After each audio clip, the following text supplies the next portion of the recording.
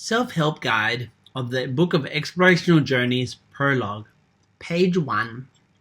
Starting your creative journey. Activity 1. Setting an intentional practice. Goal: establishing a daily creative habit. Steps. Step 1. Choose a medium. For example, sketching, journaling, or painting that resonates with you. Dedicate 10 to 20 minutes each day to your chosen practice. Begin each session by setting an intention. For example, today I'm willing to focus on joy, the feeling. Reflection.